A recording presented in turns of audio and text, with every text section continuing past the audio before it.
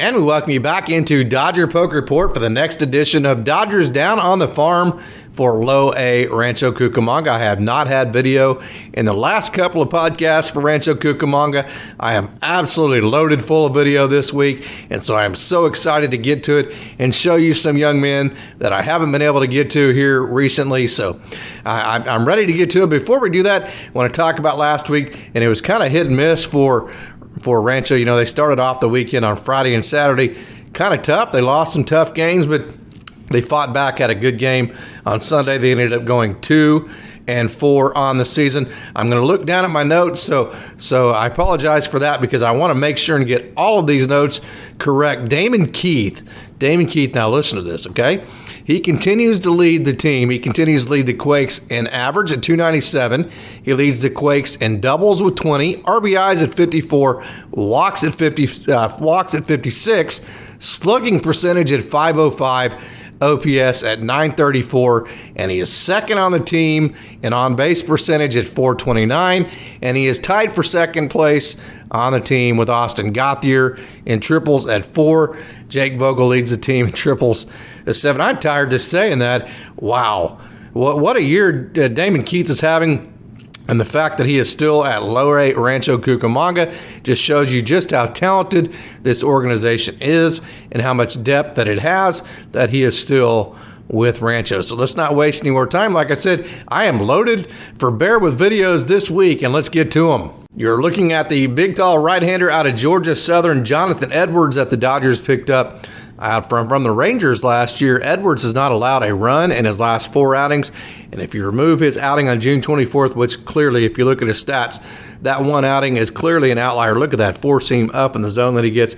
He has only allowed 1 earned run the entire rest of the year. What I want you to notice, look how tall he is and look how high the baseball comes out of his hand, which means if it's going to the bottom of the zone, there's a lot of drop to it. It's going downhill quite a bit, and for him to keep that in the strike zone, he has to have a lot of spin rate, because if he doesn't, it's going to continue to sink out of zone. And look right there, he's able to keep in the strike zone because he has such a high spin rate. That's a pitch that's very difficult to swing at, because as a hitter, it gives you an optical illusion. It looks like it's going to drop out of the zone, but when you have that good spin rate, that high spin rate, you get good carry to it, you give that good ride factor to it, it stays in the zone, you end up taking it for a strike. So I think there is big potential here for the big right-hander. Look at that big breaking ball, Jonathan Edwards. This is video of Luis Diaz, who is hitting .421 in July so far. He has a hit in all 9 games this month. He's a 22-year-old out of the Dominican Republic. He's hitting .274 with an OPS of 800 overall in the season. And as you can see here, he has a good combination of size, he has a good combination of speed, and he has a good combination of power, as evidenced by the 800 OPS. So a good young prospect in Luis Diaz. You're looking at Austin Gethier, one of my favorite young hitters out of Hofstra, and the reason is, look how he just shoots the ball to right field. He's so good at using the big part of the field and the opposite field, staying inside the baseball. It allows him to let the ball get deep. It allows him to see the pitches better, and I really think he has a very good career ahead of him, just simply because he has a really good hit tool that should be very, very, very consistent as a professional. He has 6 for his last 16 with 2 doubles, 2 RBIs, 5 runs scored, 8 total bases. He's hitting .278 on the year overall, and he has an OPS of 874. This is Kenneth Betancourt, and I have it on good authority that he is one of the most well-respected and well-liked players, not just on the Quakes, but in the entire organization. He is that good of a dude, and he's also a very good baseball player. He's hitting .283 with an OPS of 789. He plays a very good second base. He hit .378 in June with an OPS over 1,000. He scored 27 runs in June and also had 44 total bases in June as well. So he had a very good month. He's a very good baseball player and a wonderful human being. If you don't know who Adolfo Ramirez is, watch, because he is very, very good. He's a name that if you don't know who he is right now, you will at some point, because like I said, his stuff really plays. He has an ERA of 3.06, which is certainly good. But I have no idea how it's even that high, because if you look at the rest of his numbers, he has 43 strikeouts and just 15 walks. So he doesn't walk a whole lot of guys, and he gets a lot of strikeouts. His batting average against is just 190, and his whip, his walks, and hits per inning is just 1.14. So I have no idea, although 3.06 certainly is not high, I have no idea how it's that high, because everything else that he's done on the year indicates that his ERA should be around 2, maybe even lower than that, but it isn't. But watch the tail and ride that he gets on his fastball. Then the good slider there is that good. He kind of gets tail on that. Then he has the good ride up in the zone. You see that riding factor right there. Then there's another good fastball with the riding factor, and then he has the good slider right there. So there it is, Adolfo Ramirez. Gabe Emin, a 2021 draft pick out of California, was throwing 95 miles an hour on Sunday en route to a scoreless inning. He was throwing some heat. In July, he has a batting average against of just 200, and his whip in July is just 1.00, and he has 7 strikeouts this month to just 1 walk. So Gabe Emin has had a very good month in July. He is pitching very well. Like I said, that fastball that you saw right there is 95, so it plays. This is left-handed pitcher Kelvin Bautista, and the thing about him is, earlier this year he just simply wasn't throwing strikes. I believe he had 29 strikeouts and 28 walks, something of that nature coming into July.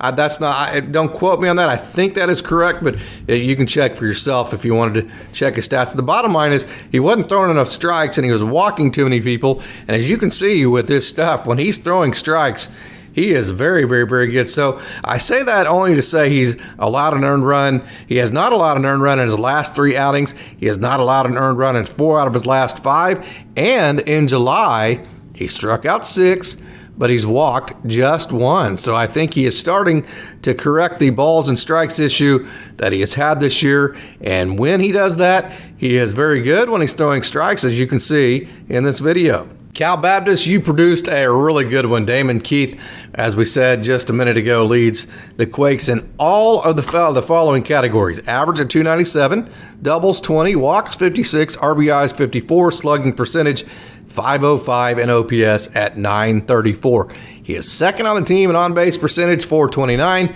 He's tied with Austin Gethier in triples with 4. Wow. Damon Keith is quite a player, and like we said, he is a testament to the amount of depth that is in this organization, that he is still in low A, because he is a dynamite baseball player.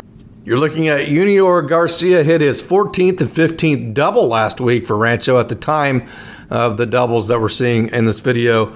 He had hits in 3 of his last 4 games, and he was 5 for 15 during that span with a home run, 3 doubles, 11 total bases.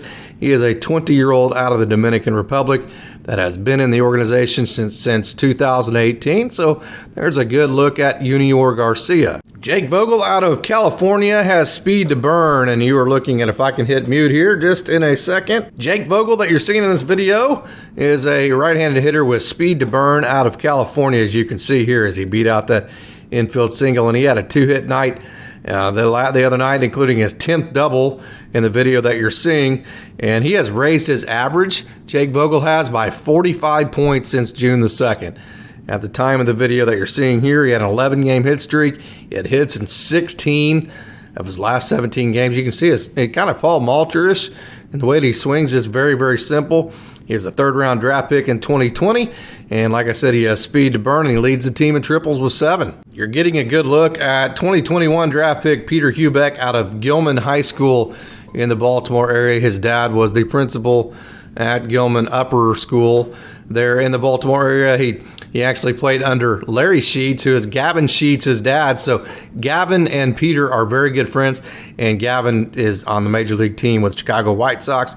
An interesting part of that is the White Sox and the Dodgers share the complex there in spring training, so Hubeck got to spend quite a bit of time each this year at spring training with Gavin Sheets, who is one of his mentors. Also, it's the same school that Nolan Ryan's son went to. And so Nolan Ryan actually was a coach when he was younger. Look at that big breaking ball when he was younger, and his dad was one of the assistants. So Peter Hubeck got to go to the baseball field there at Gilman with Nolan Ryan being one of the coaches, Larry Sheets being one of the coaches, and then the third coach being his dad. Now, can you imagine being 10 years old, having free reign at a baseball field, and that being the case? It's no wonder, A, he turned out so good, and B, that he ended up loving baseball as much as he did. I'm glad that you tuned in to the next edition of Dodgers Down on the Farm, and I hope that you visit Dodger Poke Report on the internet, or you go to Dodger Poke on all the social media platforms, Facebook, Twitter, Instagram, or TikTok. This is also going to be a podcast, so go to the podcast streaming service of your choice and search Dodgers Down on the Farm and never miss a thing from Dodger Poke Report. As always, thanks for tuning in, and go Dodgers!